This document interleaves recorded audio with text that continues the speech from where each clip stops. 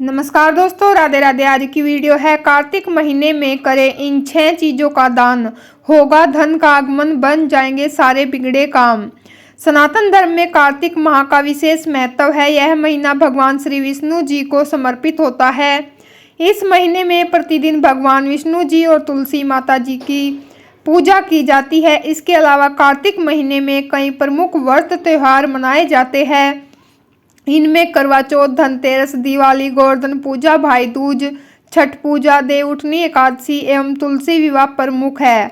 धार्मिक मत है कि कार्तिक माह के दौरान रोजाना प्रातःकाल में स्नान ध्यान कर भगवान विष्णु जी की पूजा करने से साधक को अमोघ फल की प्राप्ति होती है। इसके साथ ही कार्तिक महीने में दान पुण्य भी किया जाता है। अगर आप भी भगवान विष्णु जी की कृपा के भागी बनना चाहते हैं तो कार्तिक महीने में इन चीज़ों का दान अवश्य करें। नंबर 1, अगर आप बेहतर कैरियर बनाना चाहते हैं या अपने व्यापार में बढ़ोतरी करना चाहते हैं तो कार्तिक के महीने के दौरान आप किसी मंदिर में घी का दान जरूर करें और भगवान के सामने हाथ जोड़कर प्रार्थना करें। नंबर 2, अगर आप जीवन में अपनी तरक्की सुनिश्चित करना चाहते हैं तो पूरे कार्तिक के महीने में विष्णु मंदिर जाए और घी का दीपक जलाए। साथ ही इस मंत्र का 11 बार जाप करें। मंत्र है ओम नमो भगवते नारायणाय। नंबर 3, अगर आपके मनपसंद विवाह करने में रुकावटें आ रही है तो कार्तिक महीने के दौरान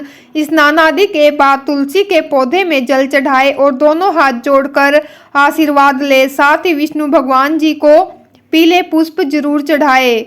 नंबर 4, अगर आप अपने दाम्पत्य जीवन में सुख ही सुख लाना चाहते हैं तो कार्तिक महीने के दौरान तुलसी जी के पौधे के चारों ओर 4 केले के पत्तों से सुंदर मंडप बनाए। तुलसी जी को लाल चुनरी चढ़ाए। साथ ही सुहाग का सामान जैसे चूड़ी, बिंदी, आलता, सिंदूर, बिछिया आदि चढ़ाए। फिर जल, अक्षत, रोली और द्रव्य से विष्णु जी की पूजा करें और बतासे का भोग लगाए। साथ ही घी का दीपक भी जलाए। नंबर 5, अगर आप जीवन के हर एक क्षेत्र में जीत यानी कि विजय श्री प्राप्त करना चाहते हैं तो कार्तिक के महीने के दौरान स्नान आदि के बाद भगवान विष्णु जी को चंदन का तिलक लगाए। साथ ही ताजे पीले फूल भी चढ़ाए। नंबर 6, अगर आपका या आपके परिवार में किसी सदस्य का स्वास्थ्य अच्छा नहीं रहता है तो कार्तिक के महीने के दौरान स्नान आदि से निर्वृत्त होकर साफ कपड़े पहनकर तुलसी जी के पौधे के नीचे घी का दीपक जलाए और ओम नमो भगवते नारायणाय बोलते हुए 5 बार तुलसी के पौधे को प्रणाम करें। नंबर 7, अगर आपके जीवन साथी का व्यवहार आपके प्रति अच्छा नहीं रहता है तो जिसके वजह से आपके रिश्ते अच्छे नहीं रहते तो कार्तिक के महीने के दौरान तुलसी के पौधे की सेवा करें। तुलसी के पौधे में रोज जल चढ़ाए और उसकी देखभाल करें। साथ ही तुलसी के आसपास के क्षेत्र को साफ सुथरा रखें। नंबर 8, अगर आप अपने बिजनेस में मुनाफा बढ़ाना चाहते हैं तो कार्तिक महीने के दौरान पानी में थोड़ा सा गंगा जल डालकर स्नान करें। साथ ही विष्णु जी के सामने घी का दीपक अवश्य जलाए और भगवान जी को बेसन के लड्डू का भोग लगाए और भोग लगाने के तुरंत बाद उन लड्डुओं को प्रसाद के रूप में परिवार के सब सदस्यों को दे और थोड़ा सा प्रसाद स्वयं भी ग्रहण कर ले। नंबर 9, अगर आप चाहते हैं कि आपके घर में सुख, समृद्धि और संपन्नता आए तो पूरे कार्तिक महीने के दौरान भगवान श्री विष्णु जी की विधि पूर्वक पूजा करें और श्री विष्णु जी के मंत्र का 108 बार जप करें। मंत्र है ओम नमो भगवते नारायणाय। नंबर 10, अगर आप अपनी आर्थिक स्थिति मजबूत करना चाहते हैं तो कार्तिक महीने के दौरान स्नान आदि से निर्वृत्त होकर तुलसी के पौधे के साथ ही केले के पौधे में भी जल चढ़ाए। साथ ही तुलसी के पौधे के तने पर हल्दी का लेप लगाए। नंबर 11, अगर आपका इम्यून सिस्टम वीक है तो कार्तिक महीने के दौरान स्नान आदि के बाद तुलसी के पौधे को प्रणाम करें और तुलसी की पत्तियों का सेवन करें।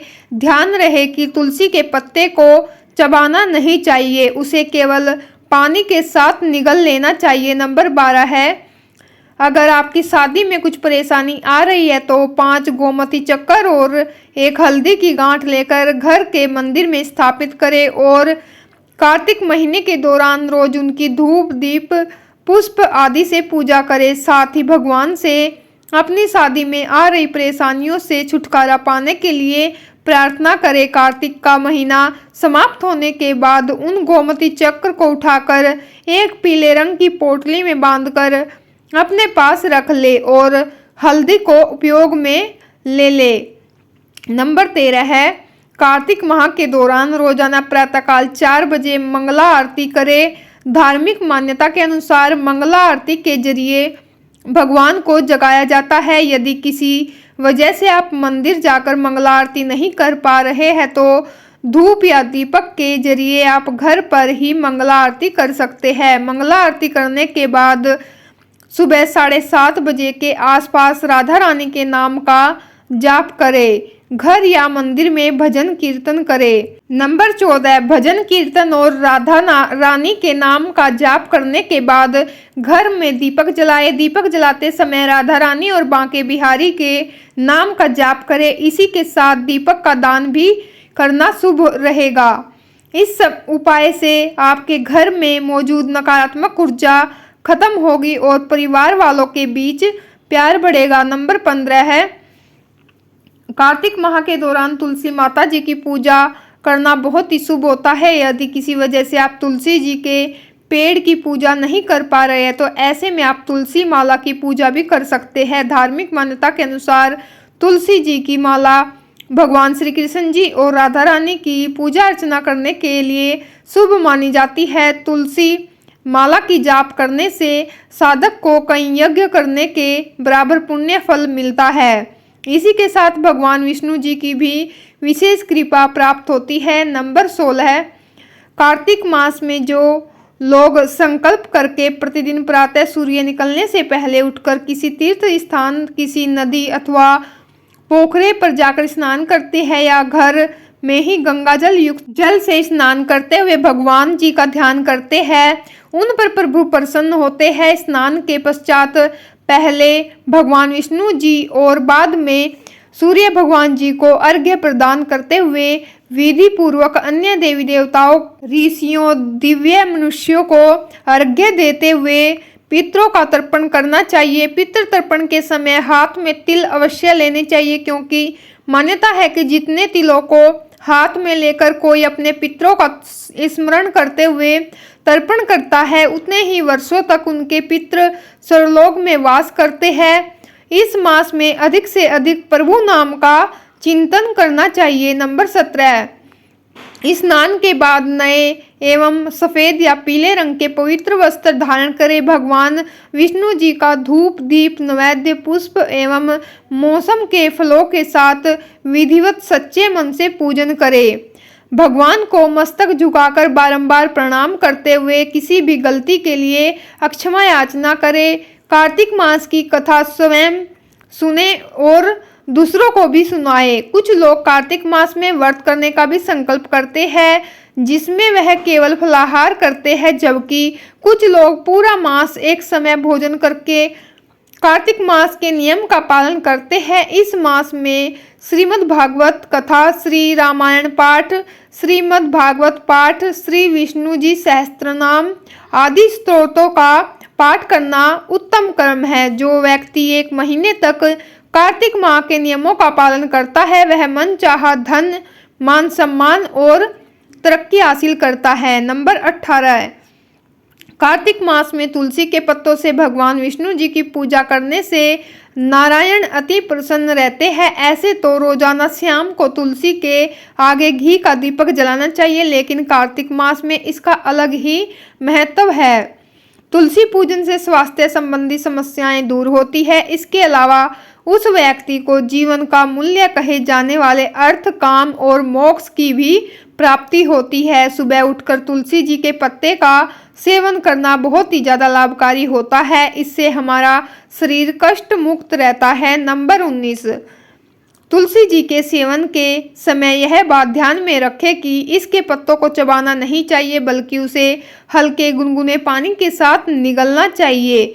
ऐसा इसलिए क्योंकि तुलसी जी के पत्ते में पारा होता है, जो दांतों के लिए नुकसानदायक होता है। कार्तिक मास में दाल का सेवन करना भी वर्जित माना गया है। इस मास में दाल खाने से परहेज करना चाहिए क्योंकि इस समय में प्रोटीन डाइट लेने से स्वास्थ्य पर बुरा प्रभाव पड़ता है। चतुर्मास के 4 महीनों में से कार्तिक आखिरी महीना है। इसके अलावा कार्तिक का महीना स्नान और दान पुण्य के लिए विशेष महत्व रखता है। इस मास में पूजा करने से, ब्रह्मचर्य का पालन करने से शुभ फलों की प्राप्ति होती है। शास्त्रों के अनुसार कार्तिक मास में घर से बाहर जाकर किसी नदी में स्नान करना, गायत्री मंत्र का जाप और दिन में केवल एक समय का भोजन करने से शुभ फलों की प्राप्ति के साथ हमारा शरीर बदलते मौसम के लिए भी तैयार होता है। तो दोस्तों, ये थे कुछ काम जो हमें कार्तिक के महीने में जरूर करने चाहिए। इससे घर में सुख शांति समृद्धि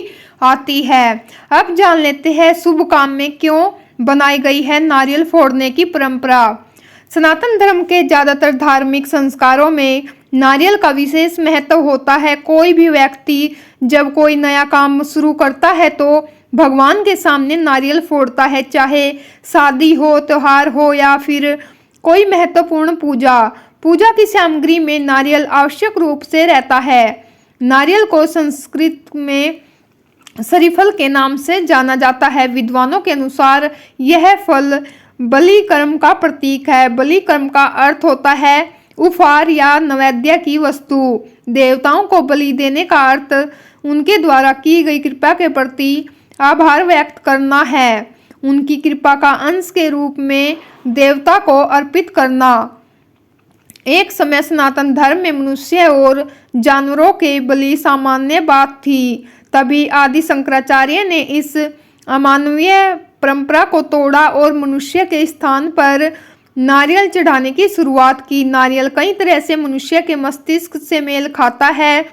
नारियल की जटा की तुलना मनुष्य के बालों से, कठोर कवच की तुलना मनुष्य की खोपड़ी से और नारियल पानी की तुलना खून से की जा सकती है। साथ ही नारियल के गुद्दे की तुलना मनुष्य के दिमाग से की जा सकती है। नारियल फोड़ने का महत्व। नारियल फोड़ने का मतलब है कि आप अपने अहंकार और स्वयं को भगवान के सामने समर्पित कर रहे हैं। माना जाता है कि ऐसा करने पर अज्ञानता और अहंकार का कठोर कवच टूट जाता है और ये आत्मा की शुद्धता और ज्ञान का द्वार खोलता है, जिससे नारियल के सफेद हिस्से के रूप में देखा जाता है। अब जान लेते हैं पितृदोष से छुटकारा पाने के लिए हमें किन पेड़ों की पूजा करनी चाहिए।